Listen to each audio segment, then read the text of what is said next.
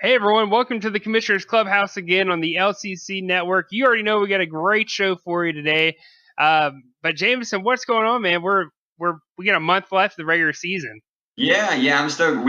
Episode 1, week 9.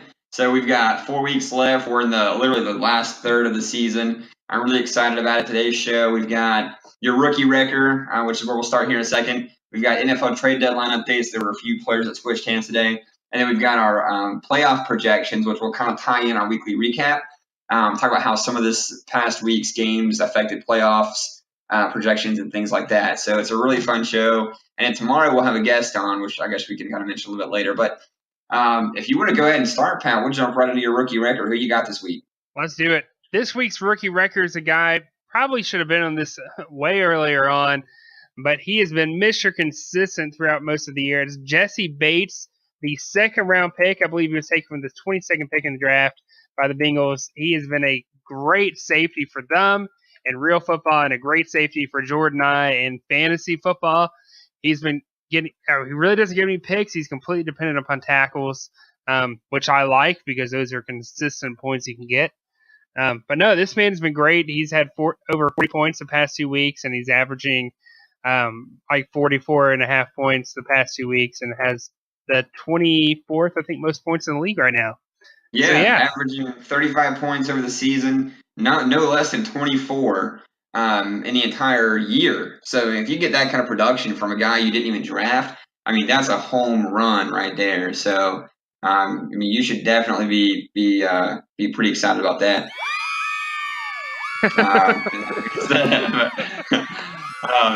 So we'll move on here. That drop runs a little longer than I thought it did. So we've got the man, they're just enjoying it, right? They're pumped. Yeah, they're just enjoying it, man. I did not realize are ready that today. 5-second drop. That was it. The girls were ready tonight. So here up next, we've got we might get to ballers and followers later if we got time, but I wanted to talk about NFL trade deadline news today. It was a little crazy. We've already seen it in the last couple of weeks with Amari Cooper to Dallas and Carlos Hyde to Jacksonville. Amari Cooper's been injured and on bye, so we haven't seen what he can do in Dallas yet. And then Carlos Hyde has been 2 weeks in Jacksonville without anything to show for it. So maybe that'll be better for these guys. But first, we've got Golden Tate. My first question to you is, what do you think about Golden Tate's fantasy value now that he's in Philadelphia? His immediate value, I think, is very limited because the fact he's coming in, new system, new playbook. But with that said, I think if we were thinking long term by the end of the season, around the time our playoffs are starting, I think that's around the time Golden Tate will really be kicking in and being one of the X factors, if you will, in that Philadelphia offense. Now, me as a Carson Wentz owner, I love that. This is another toy, another tool for him, another weapon for him to use week in and week out.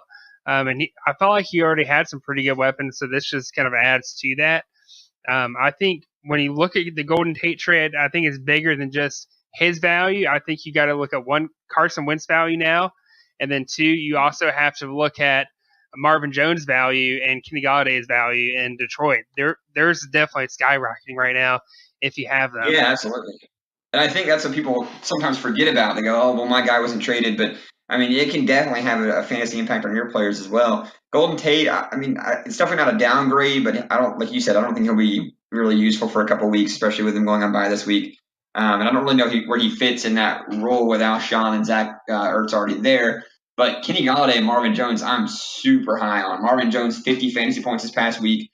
Kenny Galladay only 3. But he's going to be the red zone monster now. They don't have anyone else there siphoning targets away. So if you got both those guys, fire them up every week. I'm super excited about them. Carson Wentz, I feel really good about him. Alshon Jeffrey, it's yet to be seen. I think he's at least got the chemistry with Wentz, and Golden Tate doesn't. So at least in the short term, I think he's still the number one guy on that team. But that's really interesting to look towards. If you've got Golden Tate, feel it out, kind of see what it's like. But the Lions receivers, I'm super high on now. But so I don't want to talk too much about him, especially with a couple of the receivers here. We've got Demaryius Thomas, who went from Denver to Houston. Same situation. Don't really know how I feel about him. I think he does get a boost though, with a better quarterback. He's got a clear defined role now as opposed to what he was in Denver. But I really like the Denver Broncos receivers, Emmanuel Sanders, who was already the number one, and Cortland Sutton, who's been emerging as the number two. He's a red zone monster as well. I actually picked him up in a couple of the leagues a couple weeks ago, getting ready for this. So I'm really excited to see it happen. But what do you think about the impact of this trade? I think I'm kind of with you, really. I think Deshaun Watson's going to reap the benefits of this, kind of how I feel about Carson Wentz. This is great for someone like Peyton in our conference. I'm trying to remember off the top of my head who has Deshaun and the other, but regardless, I think Deshaun's value is going to go up over the next, throughout the rest of the regular season.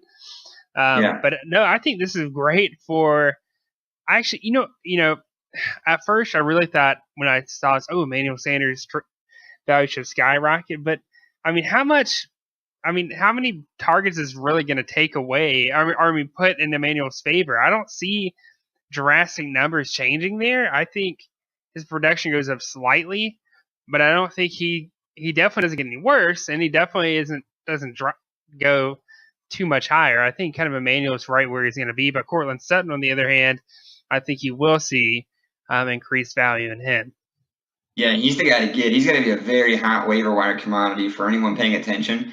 Especially if you're maybe the Demaryius Thomas owner and you're not going to be able to use him because they're going to Denver this week. He won't be playing this week. The Texans on their bye next week, so you can't use him next week. So week 11 is the earliest you'll be able to use Demaryius Thomas. So Cortland Sutton's going to be a high waiver wire pickup this week, and I think that'll be. I think it's a good idea. Did we talk about DeAndre Hopkins? What we think about this for his value? I don't know if I don't want to breeze by him if we haven't touched on it. No, we haven't actually, but you're right. No, I think DeAndre. I think his value, honestly, I think it could actually only go up. I really don't think you're going to see his value drop at all the rest of the season. I think this is just going to help him, hopefully, see some different coverages where things are in more of his favor. I mean, how much better can he do? It's my thing. Like, he's already blowing it up. Teams are. I don't know. The teams that don't have to define number one DBs are trying to run a zone defense on him, and it's just not working, as we saw with the Dolphins. That's not the answer to stopping him. Yeah, exactly. Yeah, it's not going to be bad for him at all. I mean, but it's going to only be good, I think. But we've only had one major defensive player change teams today. That was Clinton Dix, former Green Bay safety. Now he's with the Redskins, the free safety. Not a lot of fantasy relevance, I don't think, except whoever steps into that Green Bay free safety spot may be worth looking at, depending on who they are and how much they're going to play, if they're going to play maybe only sub packages or whatnot. But I think that's worth evaluating. What do you think? I don't know. I mean, I really don't have so I guess I don't know. I'm kind of at a loss of words here, only because I really don't see his value changing that much in this situation. I think this kind of sucks for Green Bay, but I think this is going to benefit really for the Redskins in this trade. Oh yeah, definitely as a team. Yeah, this definitely hurts Green Bay. Beyond this definitely hurts Green Bay. But within a fantasy perspective, I think I think you're going to see upper 20s from him. I really don't think you're going to see anything different on his side. We were talking about possibly is DJ going to get less tackles now and less opportunity to make big time plays. DJ Swearinger, at least, is who I'm talking about. Yeah. I don't know. It's hard for me to say right now because DJ has that ability to step into the box and deliver that blow to a running back, which I like. Well, I mean, the only time's really going to tell with this one, I think, for fantasy perspective. There's no weekly IDP rankings out there to rely on, so we're just having to go with what we both know. And from my experience, strong safeties are always going to get the majority of the points. So I still feel good about this for DJ. I think probably going to see similar production as before. Yeah, no, Yeah, I don't think there's any change on his end. A couple other players that aren't fantasy relevant. Dante Fowler went to the Rams. No one cares. Ty Montgomery went to the Ravens because he fumbled in the Green Bay game. So But he is think no about the longer Ravens' a Green Bay value for Packer. this. A 7th-round pick for Ty Montgomery? I'd take that. Are you kidding me? If the Yeah. Panthers did that, I'd be totally down for that. Yeah, I think it's fine. I don't know about the fantasy value. I mean, if there was a team where a guy could literally step into a running back role and get work, it's Baltimore because Alex Collins has been such a dumpster fire, and they've been riddled with injuries. DeVoris Allen can't seem to stay on the field. So if there was a team that it was possible, it's the Ravens, but I'm not going to hold my breath. No. So I don't really think he's worth looking at yet. But cool. So that's the meat of the show we wanted to get into the playoff projections. Of course, as we talk about this, we'll kind of breeze through some of the games this past week as well. But we wanted to kind of spend a lot of time going through this so everyone can kind of understand what's happened and what's on the line kind of moving forward without getting too much into predictions for next week because that'll be tomorrow's show. And we have a special guest on as well. So Pat, where do you want to kick us off? We're going to start in the Elite 12 and the top shots. What do you think? Where should we go? You know what? Let's start off with the Elite 12. Let's start out with our conference first, and then we'll work our way to the top shot of this conference. I think just because I think there's so much more up in the air. I feel like for our conference right now for playoffs. I think the other conference right now, there's really only a handful of teams I feel like have legitimate shots at making the playoffs. So I don't think. I don't know how There's you feel as much about to it. cover. Yeah, there's not as much to cover. Yeah, I feel like because of that. I agree.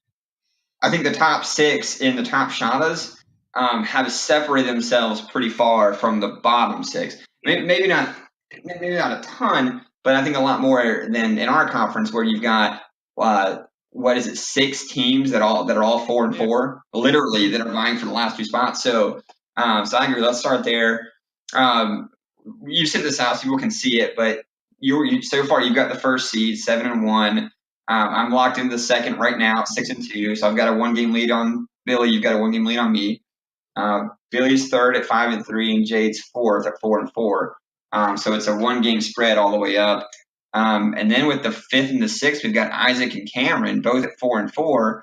And 7, 8, and 9 are also 4-4. Tyler, your dad John, and Mike. And the way the tiebreaker works right now, because there was so much this guy beat this guy, but this guy beat this guy type of situations. I think it did it by what, points for? Is that how it's done it so far? Yeah. Yeah. So Isaac's got the most points among the wild card contenders, so he's 5th.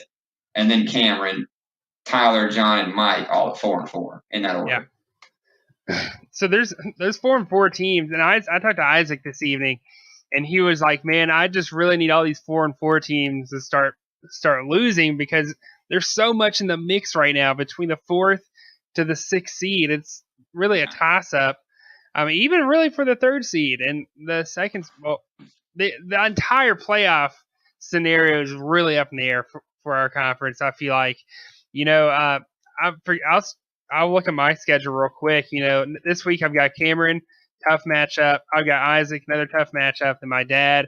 We always have close games. They go either way. Michael seems like he's starting to get things clicking all of a sudden. We'll see. But I think, honestly, if I could just finish out 2-2, I'd be happy, which would put me at 9-3. That should, I would imagine, all but lock up either a number 1 or number 2 seed for me. That's kind of what I'm shooting for, at least. I think that's a reasonable expectation for my team, and considering the amount of the bye weeks I've got through weeks 9, I think through 11. So, but we'll see. Yeah, I think it would. That would put you. If I lose to Cameron, I was going to say, if I lose to Cameron this week, that drops me obviously to 7-2. That puts Cameron at 5-3. But here's the thing: if you end up winning your game, that puts you at 7-2 as well. You could easily take over in points for, so that bumps you up to the 1st seed. That puts me at the 2nd seed. And now all of a sudden, if let's say Billy wins, Billy's only a game behind, surpassing me, although I've got the tiebreaker over him. So that's what I'm saying. There is so much on the line right now for even myself, which I know this sounds like the privilege talking like to everyone else, but Yeah, at yeah. 7-1. But I'm just thinking about in terms of getting that bye week, and I know like it's pretty much cursed. I swear it is having that number 1 seed. I truly believe that. Which it's funny. I don't know. Maybe besides Cody last year, I don't think we've ever had a number 1 seed ever win a championship. I'm pretty sure it's always been like number 2 to 6, somewhere in that range is kind of where the champions have been. But number 1 seed, I'm telling you, man, it's you have a big target on your back going into the No, postseason yeah. when you're the number 1 seed. Not that I can remember. I can't remember the last time number 1. I'm sure there's someone out there who was a 1 seed at one point going, "No, I won it. I won it." Yeah, no. Yeah. But I can't think of anybody. And yeah, and you're right. I'm sure our 4-4 teams are not happy to hear you complaining about your 7-1, That's right. division leading problems. But you're absolutely right. It's going to be a big. Me and Billy played this week. We're the 2 and the 3.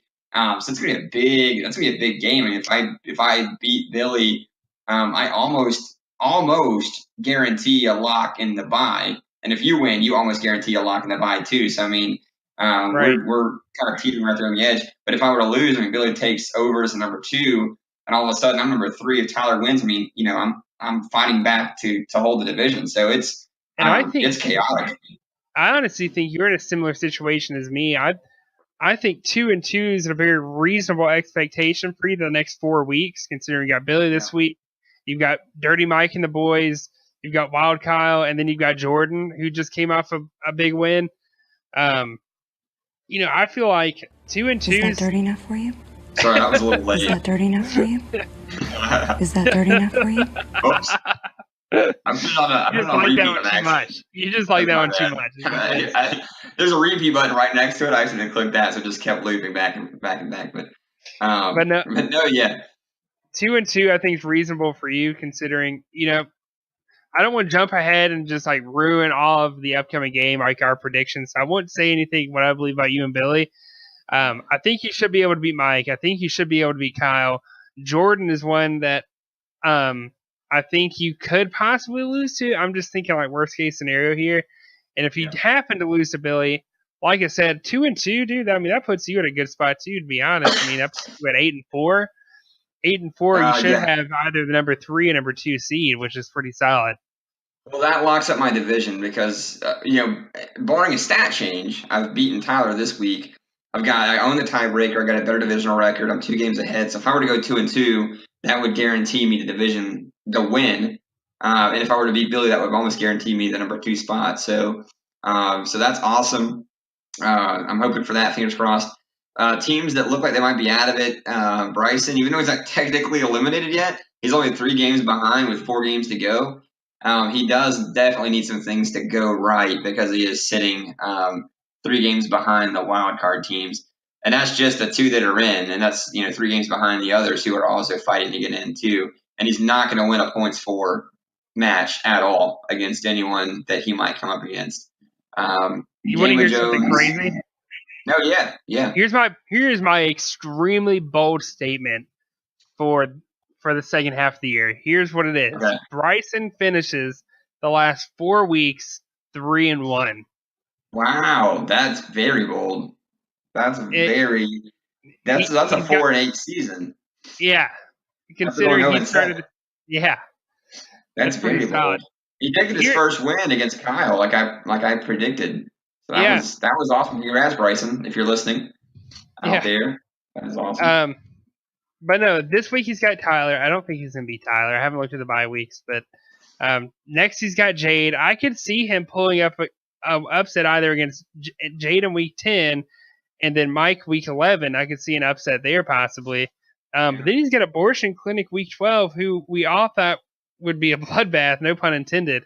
Oh my God! Yeah. What? What? But no, I think that Bryson week 12 might actually be able to beat David there and pull an upset. Like I said, I could see this happening, him finishing it out the season at 4-8, and which would be huge for Bryson to do considering where he was.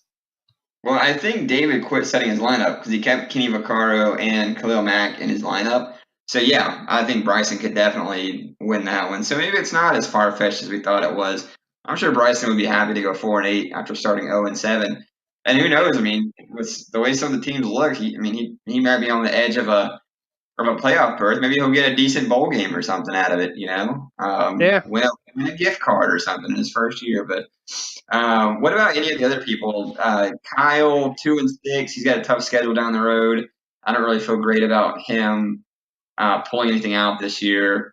Peyton, 3-5. He's only a game out of the wild card spot right now, but I don't think he owns many tiebreakers, if any. I think he's gotten beaten in a lot of his divisional games this year. You know what's funny? I think Bryce has a better shot at making the playoffs than Kyle right now.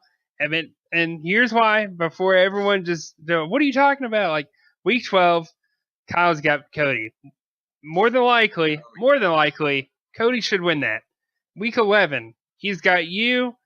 Unless Wild Kyle goes crazy, I think he should be able to handle week 11. Week 10, he's got Tyler.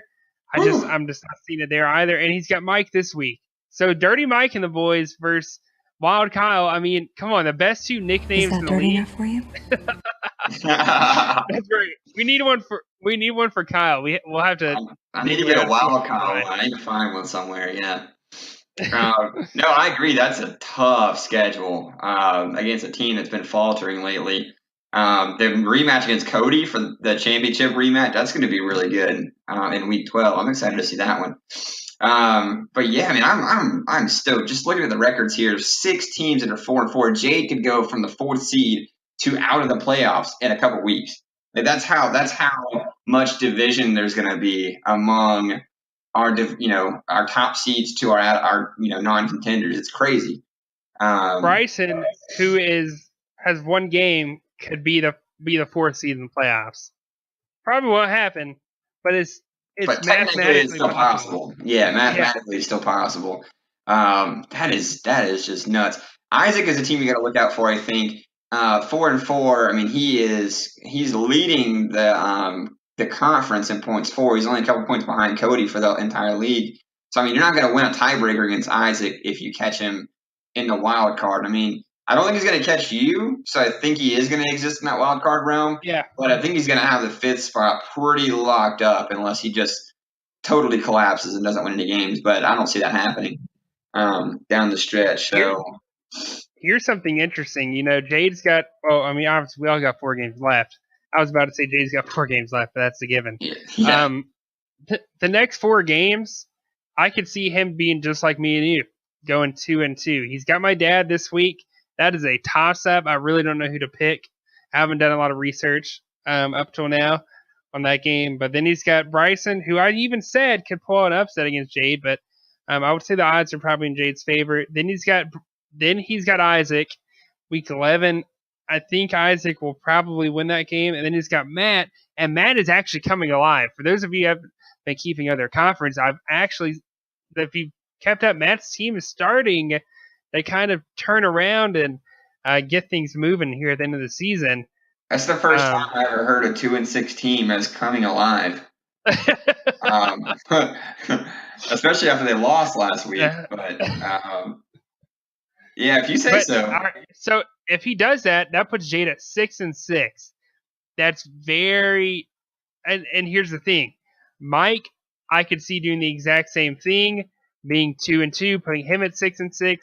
I think they're literally that division is going to come down to the fact that Jade swept Mike. I really think that's what's going to happen. You look at Mike's schedule, got Kyle this week, then he's got you, then he's got Bryson, then he's got Hunter of Champions. There's no way he beats Hunter in week 12. I think he can definitely beat Bryson, although Bryson could get an upset there, like I said earlier. You kind of have bad memories of playing Mike based off the playoffs last year. Yes, I do. Beat him in the regular season to beat me in the playoffs. I don't even want revenge though. I want to buy. I don't want to see Mike in the playoffs. Just because that means if I do, that means I was in that bottom 3 to 6. I don't even want to see him. I just wanted to. Who do you think has a better chance between the two of them Jade right now, based off the schedules? Yeah. Jade. He owns a tiebreaker. Plus, and here's a weird stat. Jade is the least scored on team in the conference, and he's only 2 points behind Hunter for being the least scored on the entire league. I don't know how he manages that, but yeah, he's only got 1886 against him. Just for comparison, one of the higher teams, which is I think is it Bryson? Oh, Kyle. Kyle's got 2392. So Kyle's got 500 more points scored on him this season than Jade has. Just to kind of put that in comparison. Yeah, 500 more. That's literally like 2 games worth of points. Yeah, in 8 games. I don't know. I can't do the math in my head, but what is that? 60 points, 70 points more per game scored on Kyle than Jade. That's insane. So I don't know how he manages that, but that's going to help push you to the playoffs for sure. Here's another thing that helps Jade. Here's another thing that helps him. You know what Jade's overall record is between the second half of the season, let's put it that way, after week 6. Yeah. Not including the postseason, his regular season record after week 6 is 27-14. He has a 65% winning percentage, one of the best second half teams in league history. Does that include these last 2 weeks where he's lost? That does not include the last. Okay. That doesn't include the past 2 weeks. So if he included the past 2 weeks, that would put him at 27-16, which would change the percentages a little bit, but not drastically. Yeah. Interesting. But no, he's a strong second half team historically. A strong second half team. Yeah. Gotcha. Which if you're Mike, that's just another thing you got to worry about. So this game against Kyle is a must win for Mike. He's got to get this. This is a winnable game for him. If he loses this, I think that pretty much seals the deal for him. Yeah. And I think that I just don't see him winning 3 or you know what I mean, like 2 out of the next 3. Wow, Kyle, Dirty Mike and the boys. That's gonna be a good one. Yeah. Awesome. Well, I definitely want to have some time to touch on the other conference as well. They've got some stuff going on there too. I know we're probably not as informed as maybe Cody or some of the other people that that listen that are in that division or in that conference. So, but we've got as much of the stats here as we can, so we can kind of run through that too. And then anything that we didn't get to in our conference or in their conference today, I think we'll probably touch on a little bit tomorrow when we talk about projections for week 9. Right. So yeah, if we want to jump straight in top shotters, we can do that now. Starting at the top, do it. We've got Cody, obviously the number 1 seed, most points in the league, best record in the league, one of the strongest teams power ranking wise, just all the way around. The stats point to Cody having a good team. And what is that stat you shared with me earlier? Like he's got the 3 highest fantasy players in the season. So the top 3 scorers in fantasy right now are Pat Mahomes number 1, Todd Gurley 2, and then Darius Leonard at 3. He owns all 3 of those players. God. How in the world did the top shot is let Cody rob the bank again 2 years in a row? We already knew he kind of robbed the bank at going into the draft. I mean, but the man is loaded. I mean, it's like people in that conference are just swinging and missing on players, man. Like they're letting gems just roll right by him and thinking it's a rock. That doesn't even include James Conner and DeAndre Hopkins, who have both been top performers at their position, or Le'Veon Bell, who's going to be coming back in probably week 10 or 11. It doesn't even include any of those guys. You're absolutely right. Cody just went in the middle of the night, took every single player he possibly can, and the guys are just sitting there like, what happened? What happened? Why is he kicking our ass? Absolute man. It's crazy how dominant he's been over there. I mean, they got to play catch up if anyone wants to surpass him for the first seed. Which, by the way, I don't think it's going to happen. I don't think anyone in that conference has a chance of that. No, it's not. But this week, I don't want to get too far into it. But this next week, him and Daquan, who is currently the number 2 seed, face off. If Daquan wins this, he jumps into the number 1 spot because he owns a tiebreaker. If Cody wins this, he takes a 2-game lead plus the tiebreaker, which is basically a 3-game lead on Daquan with 3 games left. So I mean, if Cody wins this, he basically locks up his number 1 spot.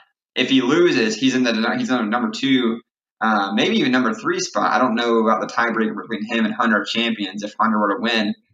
So this is going to be a pivotal game for them. I was about to say Hunter and Daquan have not played each other that I'm aware of.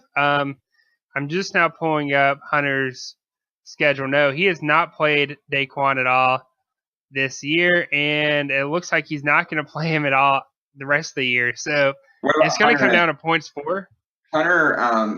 Okay, I'm looking at week 2. Cody beat Hunter, so even if Hunter wins and Cody loses, Cody still owns a tiebreaker in that regard. So he can't slip past 2, I don't believe, this week. But no, but it's funny we're talking about this though. Honestly, based off Daquan's performance lately and Hunter's performance lately, I really feel comfortable saying Hunter, I really think is going to get the number 2 seed. You look at the past 3 weeks, last week 291, week before 252, kind of average. Yeah. But the week before that, 292 again. So he's pushing 300 a good bit of the time, but no lower than like that 250 range. So I think Hunter has been a little bit more consistent throughout the season. If you're looking, comparing the first half and second half of the year, I feel a little bit more comfortable possibly sneaking up to that 2 seed past Saquon. Plus, Saquon's playing Cody this week, and I don't see it. Yeah, I don't see that. Yeah, exactly. And Hunter, he beat Mufali last week by like 5 points, I believe. So he needs to just watch out for the stat change. If there is no adjustment there, then he's definitely good. But no, I agree. Daquan's got a lot on his plate, but if he wins, he really solidifies his position for a bye week, for sure. But I agree. I think Hunter can jump right in there. He's only 70 points behind Daquan as a tiebreaker. So he'll definitely need to keep scoring. That way, if they do tie, Hunter can jump ahead of Daquan, But then there's a decent gap between 3 and 4, which is Storm at number 4. I believe he is holding his division right now, which is why he's the number 4 seed. But he's only got a 4-4 record. So I mean that could definitely change the game ahead of David and the game ahead of Kevin. I don't think that's a division anyone wants to win right now. I mean, looking at the stats and the metrics, man, like Kevin's team can't score. David isn't setting his lineup. If David would set his lineup, his team would be much better off. But no, I mean, Storm's outscored them both by nearly. Well, he's outscored David by nearly 200. He's outscored Kevin by, I think, like 400 points, something crazy. Yeah, 300. I think Storm's in the driving seat for that division just as much as Hunter is in his division. Yep. I think those guys are locked, and this is kind of why I said earlier in the podcast, there's only a handful of teams I feel like have a legitimate shot based off how they're performing, the waiver wire moves they've been making, and the way the whole conference is shaping up. I only think there's a couple teams that are kind of out of the picture that have a chance. That's David. If he will just set his lineup, he has a shot at possibly dethroning Storm in the West and that division. But then I look at Jordan. The way Daquan's starting to kind of teeter off. Jordan's 2 games behind. They've split. He's actually almost scored just as much as Daquan. I think they're only about 80 points different. And I don't know. I'm just kind of liking where Jordan's team is, and the fact that Colby's also starting to slip a little bit. Yeah, exactly. Don't put it past Jordan to get that 6th seed, or possibly, this is a little bit more of a stretch, but possibly winning the top shot of the South Division. Yeah, I don't know about the division, but that's where I was going to go to is Colby. He's got almost 100 more points than Colby does in the season. Yeah. He's only a game behind. I mean, Colby's definitely been on the struggle bus lately. Here's a fun fact for you. What's you that? Ready for this? Yeah. Matt has only scored 20 points less than Colby for the year. That is shocking and weird. Yeah. But what happened? I mean, Colby's it was like 5-0 or 5-1. It doesn't feel like he's done much lately. From kind of the little bit of research I've done on Colby's team, it seems like he's just been kind of banged up a lot of weeks, which has really kind of deflated his points for the year. I mean, Carson Wentz has been good for him. Zeke's been solid, but look at Keenan Allen. He's been very, very average this year, in my opinion. Larry Fitzgerald, kind of a bust, or was a bust. Jimmy Graham, but he's got 2, 4, 6, 7, linebackers. You can only start 3 of them. That means you're consistently starting 4 on the bench. I mean, come on. Is that really necessary? Yeah, exactly. You know what I mean? Like, granted, he's got Tremaine Edmonds. I'm a big fan of him. Sean Lee is back. That's good. Mark Barron. But, I mean, some of these, like Zach Cunningham, man, I mean, I don't know. That's just me. I've never been a big believer in Zach Cunningham, although he has had a pretty solid season. But no, I mean, you got Nick Vigil, who's another linebacker who's been banged up for him. Barry Church, we kind of know his story. So yeah, that's kind of what's killed Colby the later half of this year, and why he's it's been a really kind of downward spiral for Colby, and he's got to stay ahead of Jordan because he's not going to win the division, not with Cody there, 2 games behind already. So he's definitely got to keep up. Well, here's Colby's schedule for the next 4 weeks. So this week he's got Abortion Clinic. That's a winnable game because David doesn't seem to be setting his lineup. Then he's got Cody. That's going to be tough. Yeah. Then he's got Mafali. Then he's got Cameron. I could easily see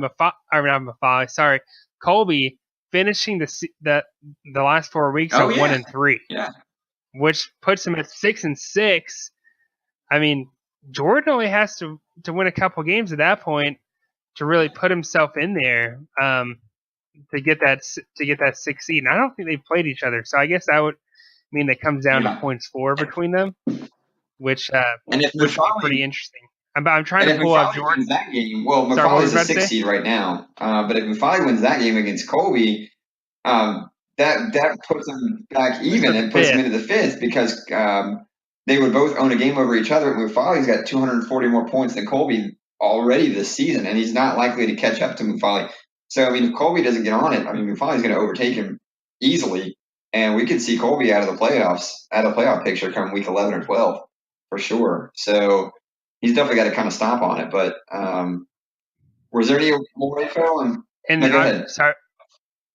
I was about to say, I just pulled up Jordan's schedule. His next 4 games, he's got Matt this week. Matt is on a little bit of a hot streak, in my opinion, for this points 4. So it'll be interesting to see that. Although I think Jordan can win it. I haven't looked at their bye weeks. He's got Charles week 10. He should be able to sweep Charles for the year. Then he's got, unfortunately, Cody week 11, and then you week 12. So really, I kind of see Jordan going 2-2. That means I could see him and Colby at 6-6 for that 6th seed. And right now, Jordan has him at points 4. So don't put it past Jordan, like I said, to snag that 6th seed. Colby going from the 5th at the moment to the 7th best team in that conference. That's definitely doable. So beyond some of the really playoff contenders in that conference, we've got David, Kevin. I know we talked a little bit about Matt, Michael, and Charles. Charles, I don't think there's a shot for him. 1-7. He's already 4 games behind Mufali. There's only 4 games left, and his points 4 is like 500 points, 450 points or so below Mufali. So I'm not sure if Charles is mathematically limited yet, but if he's not, I mean, he's damn close.